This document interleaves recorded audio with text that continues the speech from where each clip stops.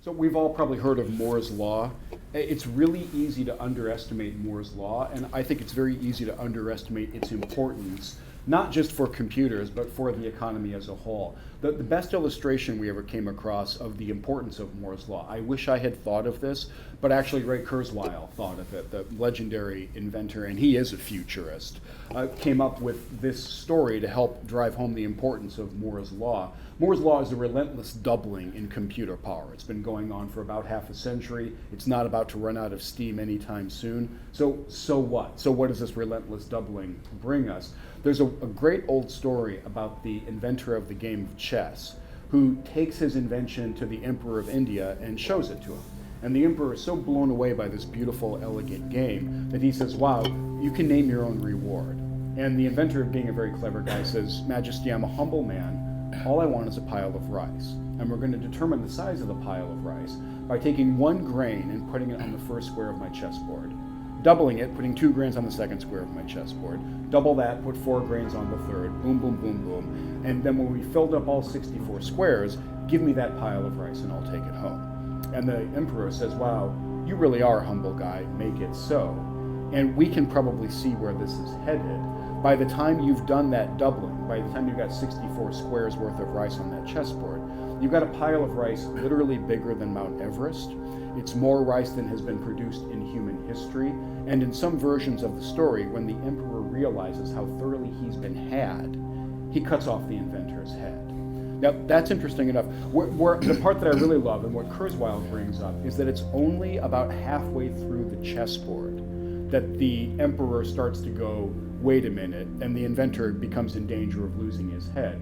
Because after 32 squares, you've got about 4 billion grains of rice. And that sounds like a lot, but it's only about as much as you would get from harvesting one big field. Maybe it's a reasonable reward, maybe it's not.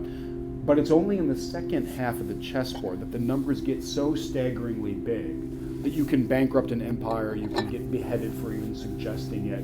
It's in the second half of the chessboard that stuff gets crazy because of this accumulated doubling. So this inspired us. We did a super quick back-of-the-envelope calculation. The US government started tracking information technology as a category of investment in 1958. If you take that as your starting point and add 32 doublings, about 18 months is the standard period for Moore's Law. You do 32 of those periods, that takes you up to about 2006. And by that calculation, we entered the second half of the chessboard in about 2006. And for me, that really helps me understand why it's just in the past few years that we've seen self-driving cars and Siri and Watson and 3D printing and real artificial intelligence and humanoid robots and all these sci-fi technologies are coming so fast and furious now. It's because we're in the second half of the chessboard. If that analogy holds up at all, again, the conclusion is we ain't seen nothing yet. This is just to set the stage here. I'll go ahead and give you the goggles. You might want to take your glasses off, but up to you. This is your first time with this particular set of goggles. And you can tighten the back. And they ride a little low. I think you're looking pretty. How are you feeling? You're getting good focus, or? Yeah. What's your experience like? So yeah. Here you go. Right hand is mouse right here. You got it. Okay. And left hand is this is like guiding a blind man. Okay, so your middle finger's on the W right now. Okay. And you should be able to. So take a look around. Kind of give us the thoughts about how this is going. I mean, we've talked about the Oculus a lot before on the site, but this is the dev kit, so it's a little bit lower resolution screen rather than you'll get in the future.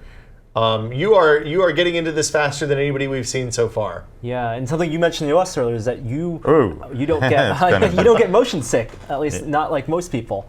So we'll use this for an hour. The first day we got it and had no problems playing video games with it. I couldn't use it for more than 10 or 15 minutes without getting a little dizzy. Are you feeling all right? Oh, I'm loving this. You're loving it. Yeah. So you have. Can I go right off the cliff? You can't go off the cliff. We'll let you not jump in off this the demo. cliff. Oh, darn. But you can look around. You have full 360 degrees. You can look up and down. There's no kind of forward back. There's no strafe, I guess, is in the current kit. Although I think they're going to do that for the retail version. Wow, this is absolutely wonderful. It's except that I can't go off the cliff. Well, blame the Epic Games guys for that. They made this demo. So this is the Epic Citadel demo. What like just kind of share like what are you feeling like the movement's good? Are you getting? Yeah, I'm right at home with this. It's actually pretty cool. Are you guys able to see the? Yeah, we can see where you're walking. Yeah, we're watching you. So there's a couple of trees. I think we might have just gone by them, but there's some good kind of stuff that'll fall towards you. You get a nice 3D effect, or you should get a nice 3D effect. If you walk over that grate right to the left of you, and then look down, you can kind of see down right in there. Yeah, it this doesn't is. render your feet, but yeah. Yeah, this is actually. I'm digging this. My name is Palmer Lucky, and I'm a virtual reality enthusiast and the designer of the Rift. Games are something I'm really passionate about, and even more than playing games, I'm passionate about bringing games to the next level.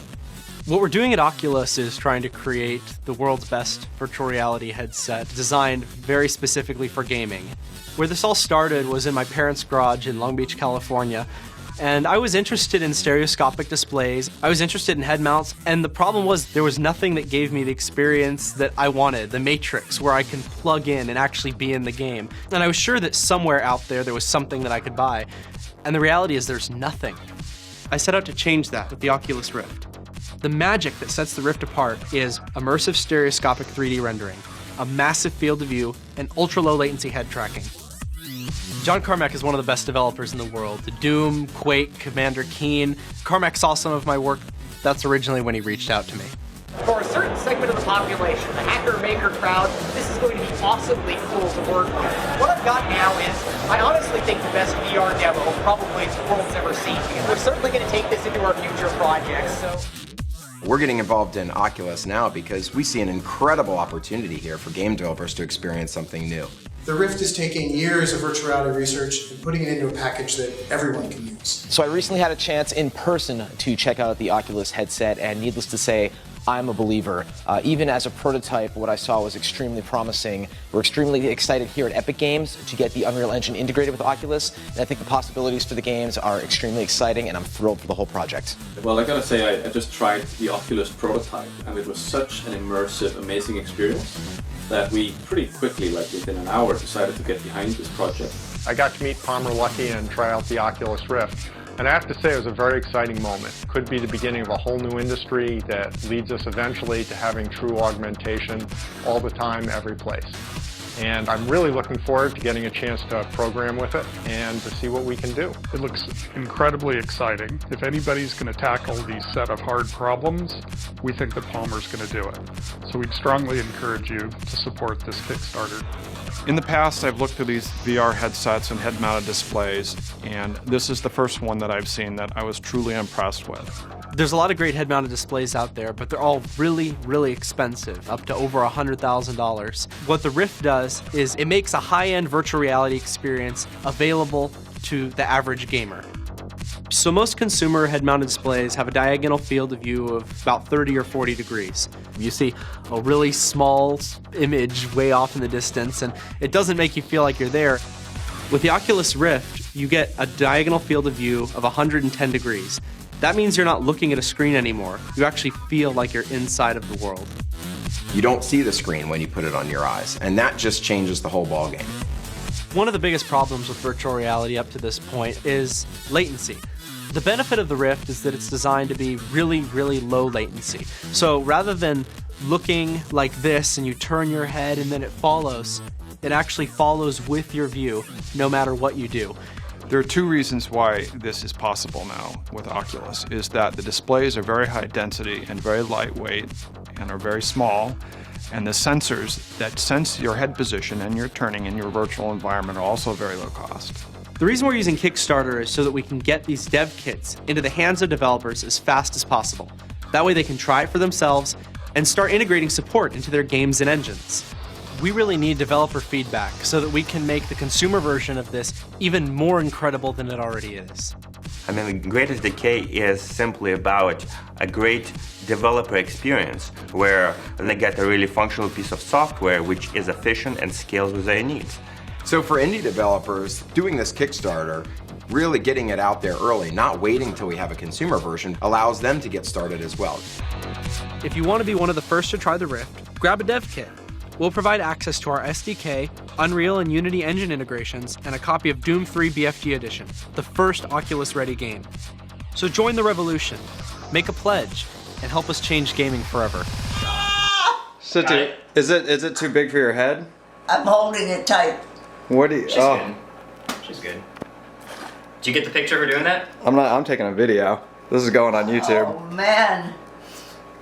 City, what do you think? It's so real. How does the brain differentiate between reality and virtual reality? Take the Oculus Rift, say. This new piece of kit has pretty much resuscitated single-handedly this aspect of video games. But when you put one on, what exactly is it doing to your brain? The Oculus Rift headset creates the illusion of being in a virtual world by filling the player's field of vision. The hardware used to do this is actually surprisingly simple. Rather than using two separate displays, one for each eye, the Oculus Rift uses two lenses placed in front of a single display. The result is the user seeing two slightly different images shifted horizontally, creating the illusion of depth. This is the very same effect used to create stereoscopic 3D. The display, however, is only one part of the Oculus Rift's hardware. There is also a 1000 Hz orientation sensor, which includes a gyroscope, accelerometer, and magnetometer, all of which provide slick head tracking with almost undetectable latency. Okay, so that's the hardware, but just how powerful is it? When we're wearing the thing, how convinced is our brain that we're really in a virtual reality?